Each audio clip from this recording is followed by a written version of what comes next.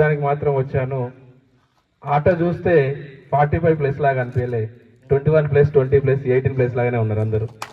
చాలా అద్భుతంగా ఆడేది గేమ్.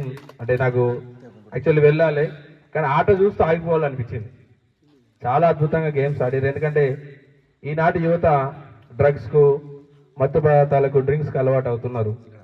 అసలు స్పోర్ట్స్ స్పిరిట్ లేదు. నేను ఇక్కడ స్కూల్లో చదువుకున్నప్పుడు మా ముందు సీనియర్లు ఉన్నారు, చాలాసేపు ఇలా క్రికెట్ ఆడేవాళ్ళు. అసలు చీకటి అయితే గేమ్ ఆపేటోళ్ళు తప్ప చీకటి అయ్యేదాకా ఆడేవాళ్ళు. ఇప్పుడు గత 5-6 సంవత్సరాల నుంచి స్పోర్ట్స్ అనేది బంద్ అయింది. మళ్ళీ రమేష్ అన్న వాళ్ళ లాంటి వాళ్ళు ఇనిషియేట్ తీసుకొని ఇక్కడ కోర్టు,